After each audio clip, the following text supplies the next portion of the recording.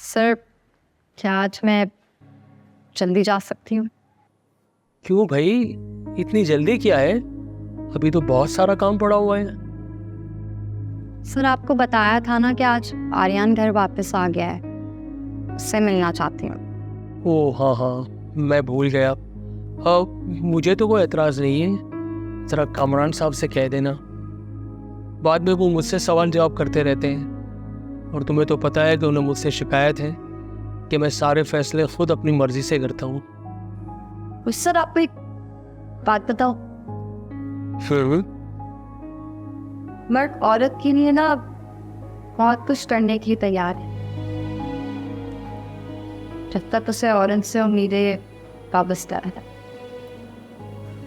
और जैसे ही उसे लगता है कि वो उम्मीदें पूरी नहीं होने वाली, तो ऑटोमेटिकली उसके बिहेवियर में चेंज आना शुरू हो।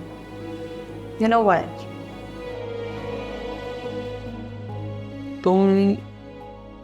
तुम कामरान के मुताल्लिक कुछ कहना चाह रही हो?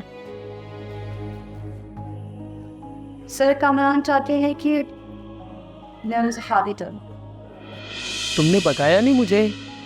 वैसे कब की बात है ये? 2-3 दिन पहले की, जब वो मुझे घर ड्रॉप करने जा रहे थे। उन्होंने कहा ये सब कुछ मैंने तुम्हारे लिए किया है, और जब से तुम्हें देखा है ऐसा लगता है कि ज़िंदगी का हमसफ़र तुम्हारे जैसा होना चाहिए। वही सारी बातें जो एक मर्द औरत को इम्प्रेस करने के लिए करता है। फिर तुमने क्या कहा? किसी को आसरे में वो लड़कियां रखती हैं जो लालची हो या जिन्हें मोहब्बत पर एतबार ना हो,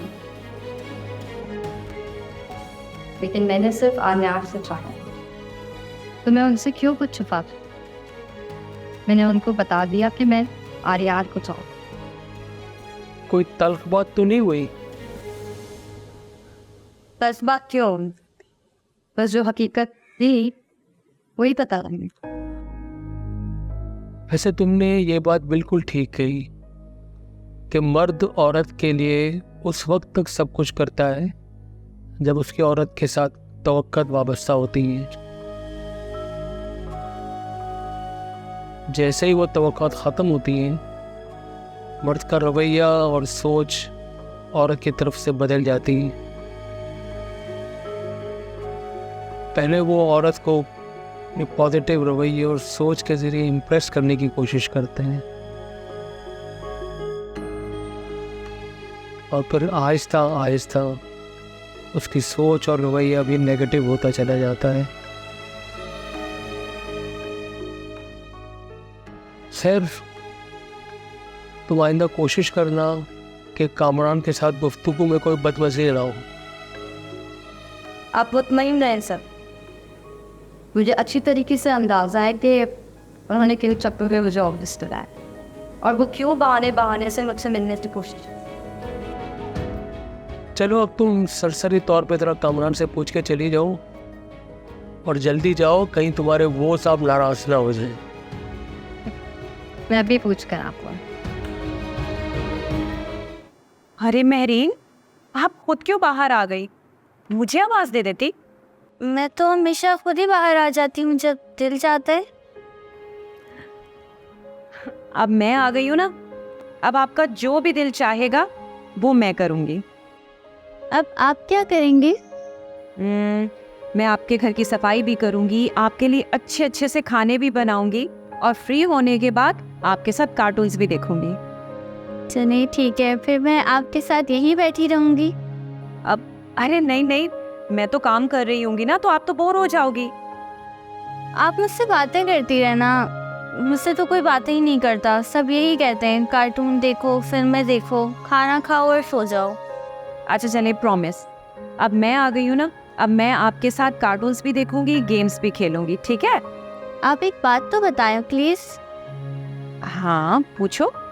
ये जो माँ होती है, ये सब कुछ वैसा ही करती है जैसे उसके बच्चे करे?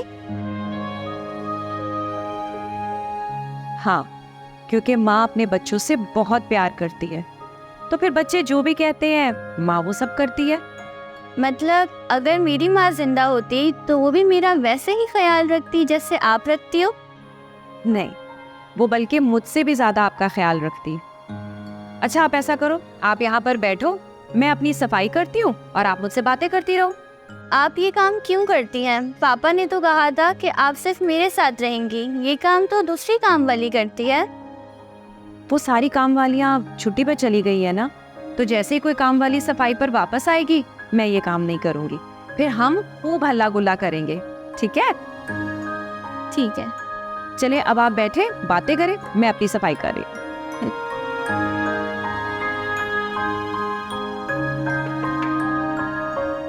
मुझे अच्छा लगता है अगर आप बगैर नॉक के अंदर आती तो। लेकिन मुझे अच्छा लगता है नॉक करके आना। खैर बैठिए। सर वो एक्चुअली मुझे आज ज़रूरी काम से घर जाना था। मैंने फारूकी साहब से पूछा तो उन्होंने आपका कह दिया। अब तो आप जान चुकी हैं कि मेरे दिल में आपके लिए क्या है। अब तो आपको सब इख्तियार है, मुझ पर, मेरे ऑफिस पर, मेरी उन तमाम चीज़ों पर जो मेरी हैं और मुझसे रिलेटेड हैं। सर ऐसा कुछ नहीं है। आप कल भी एक रिस्पेक्टेड पोजीशन पे थे मेरे लिए और आज भी हैं। लेकिन मिस सोरेन, मेरा दिल चाहता है कि हमारे दरमियान ये तकल्लुफ़ात ना रहें। सर मैंने आपसे उस दिन भी रिक्वेस्ट किया था कि आप मुझसे इस तरह की बातें ना किया करें और हम सिर्फ अच्छे दोस्त बन के रह सकें। आप बहुत संग दिल हैं मिस सोरेन।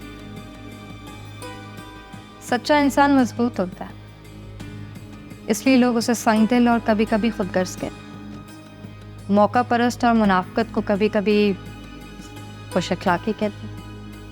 कितनी अजीब दुनिया है ना सर हमारी माशरे की। क्या करूँ मिस सोरेन, आपकी यही बातें तो ख्यालात भी आपके करीब लेके आई हैं। सर कुछ दिनों में मेरी शादी है, तो आप प्लीज़ मुझसे इस तरह की बातें ना किया करें, मुझे शर्मिंदगी होती है। शादी?